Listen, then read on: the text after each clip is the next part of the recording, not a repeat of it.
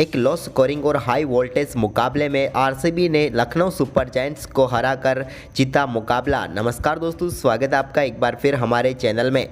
RCB और लखनऊ के बीच खेले गए आज के मुकाबले में मैदान पर तो गहमा गहमी दिखी ही, साथ ही यहां पर बेहद ही शानदार मुकाबले में आरसीबी ने बेहतरीन जीत दर्ज की। तो दोस्तों हम आपको बताएंगे कि कैसे आपस में गौतम गंभीर, विराट कोहली और उनके साथ नवीन उलक के बीच आपस में बातचीत हुई। बेहद ही हाई वोल्टेज मुकाबले में चले इस मुकाबले में शानदार जीत जरूर रॉयल चैलेंजर बेंगलोर ने दर्ज की। तो दोस्तों आप भी आरसीबी की जीत से खुश है तो इस वीडियो को लाइक जरूर करें, और साथ ही साथ क्या आपको भी लगता है इन खिलाड़ियों को खेल भावनाओं के तहत खेलना चाहिए? आप हमें अपनी राय कमेंट में जरूर दें। तो चलिए दोस्तों जानते हैं इस मुकाबले का पूरा हाईलाइट और हाई वोल्टेज ड्रामे को देखते हैं शुरुआत से ही। तो सबसे पहले बात करते हैं आज के इस मुकाबले की टॉस की।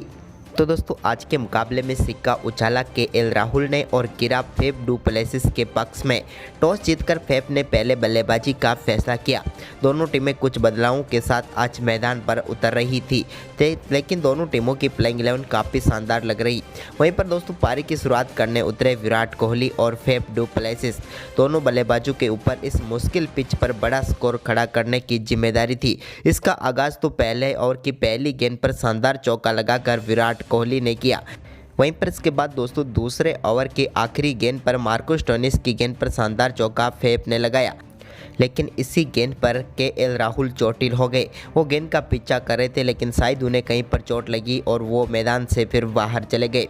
इसके बाद पहला छक्का चौथे ओवर की तीसरी गेंद पर फेफ के बल्ले से देखने को मिला। उन्होंने काफ़ी शानदार शॉट खेलते हुए लॉन्ग ऑफ के ऊपर से गेंद को बाउंड्री लाइन के पार भेजा। तो वहीं पर इसके बाद दोस्तों चौथे ओवर की पांचवीं गेंद पर भी एक और शानदार चौका विराट कोहली के बल्ले से देखने को मिला। उन्होंने कमाल का शॉट खेला था नवीन उलहक की गेंद पर। तो वहीं पर इसके बाद चौकों का लिए थोड़ा इंतजार करना पड़ा, लेकिन आठवें ओवर की चौथी गेंद पर एक और शानदार चौका विराट कोहली ने लगाया। इसी के साथ दोनों बल्लेबाजों के बीच शानदार 44 गेंदों पर 50 रनों की पार्टनरशिप भी पूरी हो गई। लेकिन इसके बाद आरसीबी को पहला झटका रवि बिश्नोई ने दिया विराट कोहली को स्टंपिंग आउट करवाकर। विराट कोहली आगे बढ़कर गेंद को खेलना चाहते थे, लेकिन गेंद टर्न हुई और यहां पर निकोलस पूरन ने काफ़ी शानदार तरीके से स्टंपिंग आउट किया और 30 गेंदों पर 31 रन बनाकर विराट कोहली पेविलियन लौटे। इसके बाद यहां पर शानदार बल्लेबाजी करने के लिए उतरे अनुज राउत, लेकिन दोस्तों वो ज़्यादा देर तक टिक नहीं पाए और 12वें ओवर की चौथी गेंद पर वो कृष्णप्पा गौतम का शिकार बने। उनका बेहतरीन कैच काइल मायर्स ने पकड़ा और 11 गेंदों पर सिर्फ 9 ही रन बना पाए अनुज रावत, और एक बार फिर यहां पर खराब परफॉर्मेंस करके पेविलियन लौटे। इसके बाद ग्लेन मैक्सवेल क्रीज पर उतरे, लेकिन वो भी ज़्यादा देर तक टिक नहीं पाए और एक बार फिर रवि बिश्नोई का शिकार बने और रिवर्स स्वीप खेलना चाहते थे, लेकिन गेंद उनके पैड पर लगी और वो एलबीडब्ल्यू आउट होकर पेविलियन लौटे। और ये दूसरी सफलता थी जो रवि बिश्नोई को मिली। इस मुकाबले की बात करें तो मैक्सवेल ने सिर्फ 5 गेंदों पर 4 ही रन बनाए।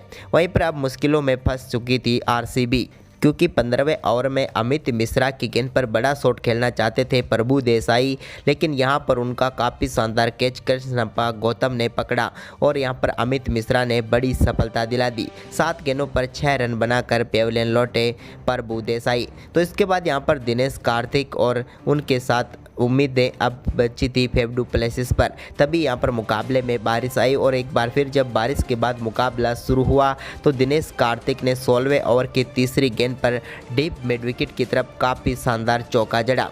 वहीं पर इसके बाद दोस्तों 17वां ओवर डालने आए अमित मिश्रा की दूसरी गेंद पर एक और शानदार छक्का ओवर मिड ऑफ की तरफ दिनेश कार्तिक के बल्ले से देखने को मिला। काफ़ी शानदार शॉट था ये दिनेश कार्तिक का, जिस पर 6 रन मिले उन्हें। लेकिन दोस्तों इसी ओवर में अमित मिश्रा ने आरसीबी के कप्तान फेफ डू प्लेसिस को कुणाल पांड्या के हाथों कैच कराकर पेविलियन भेजा। फेफ डू प्लेसिस काफ़ी देर तक पिच पर टिके रहे और अच्छी पारी भी खेली, लेकिन अंत में वो भी आउट हुए। 40 गेंदों पर उन्होंने 44 रन बनाए।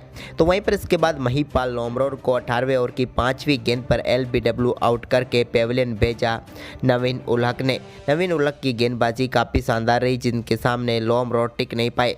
इसके बाद 19वें ओवर की चौथी गेंद पर दिनेश कार्तिक भी रन आउट होकर पेविलियन लौटे।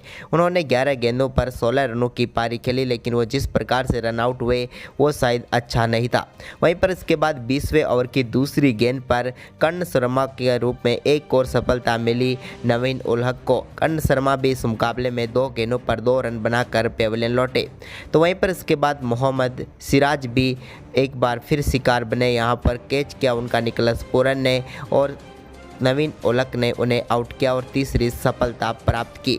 वहीं पर इसके बाद दोस्तों ओवर की आखिरी गेंद पर वनिंदु हसरंगा ने शानदार चौका लगाया और इस चौके के साथ आरसीबी की टीम ने 20 ओवर में 126 रनों का स्कोर खड़ा किया 9 विकेट के नुकसान पर और 127 रनों का लक्ष्य रखा लखनऊ सुपर जायंट्स की टीम के सामने। वहीं पर इस लक्ष्य का पीछा करने उतरी एलएसजी की तरफ से काइल मायर्स और आयुष बदौनी पारी की शुरुआत करने उतरे। तो दोस्तों दूसरी ही गेंद पर पहली सफलता दिला दी मोहम्मद सिराज ने आरसीबी की टीम को। काइल मायर्स को उन्होंने अनुज रावत के हाथों कैच कराकर पेविलियन लौटा दिया। उनकी बात करें तो वो अपना एक बार फिर खाता भी नहीं खोल पाए और 2 गेंदों पर 0 पर ही चलते बने।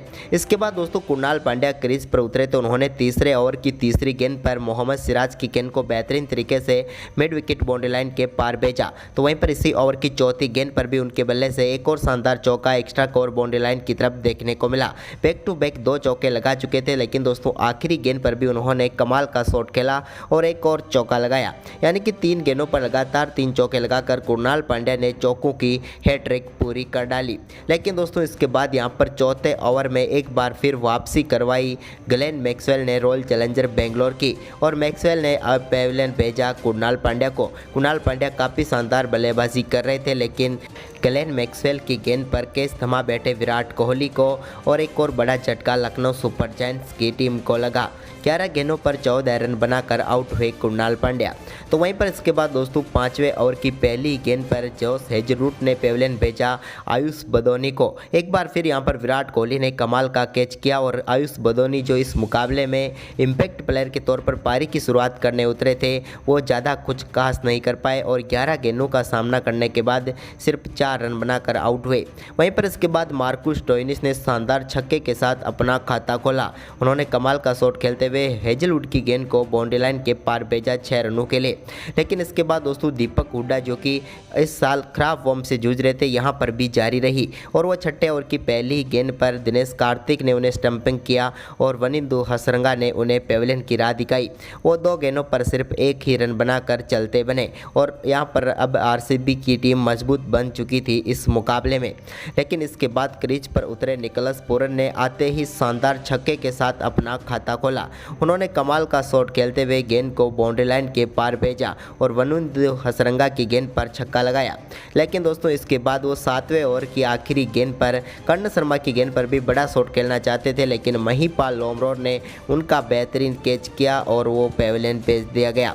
कर्ण शर्मा ने उन्हें आउट किया। निकोलस पूरन 7 गेंदों पर सिर्फ 9 ही रन बना पाए। वहीं पर इसके बाद दोस्तों यहाँ पर कृष्णप्पा गौतम बल्लेबाजी करने उतरे तो उन्होंने 9वें ओवर की पहली गेंद पर कर्ण शर्मा की गेंद को deep square leg boundary line के पार भेजा 6 रनों के लिए।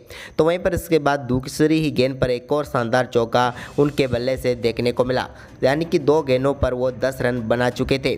तो वहीं पर इनका शानदार परफॉर्मेंस यहीं पर नहीं रुका। 10वें ओवर की 5वीं गेंद पर भी एक और शानदार छक्का कृष्णप्पा गौतम ने लगाया साइड स्क्रीन की तरफ और यहाँ पर काफ़ी शानदार बल्लेबाजी करनी शुरू कर दी।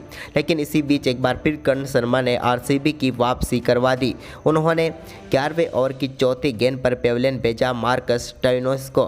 मार्कस स्टोइनिस भी बड़ा शॉट खेलना चाहते थे, लेकिन प्रभु देसाई ने उनका बेहतरीन कैच किया और एक और सफलता मिली यहाँ पर कर्ण शर्मा को। 19 गेंदों पर 13 रन बनाकर मार्कस स्टोइनिस आउट हुए। वहीं पर इसके बाद दोस्तों 12वें ओवर की पहली गेंद पर हर्षल पटेल की गेंद पर 2 रन लेना चाहते थे कृष्णप्पा गौतम, लेकिन वो रन आउट हो गए।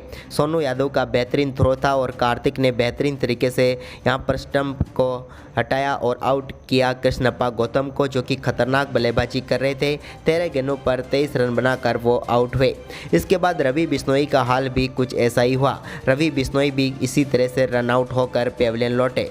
इसके बाद तो अब मुकाबला लगभग यहाँ पर रॉयल चैलेंजर बेंगलोर की पकड़ में आ चुका था, क्योंकि आखिरी 30 गेंदों पर 49 रन चाहिए थे, लेकिन विकेट सिर्फ 2 ही बचे थे और उनमें भी केएल राहुल तो चोटिल थे। लेकिन इसी बीच यहाँ पर विराट कोहली और नवीन उलहक के बीच गहमा गहमी हो गई। बातचीत के चलते ये बातचीत बढ़ती हुई नजर आई। इसके बीच में मैच जब चल रहा था तो वहाँ पर अमित मिश्रा भी आ गए।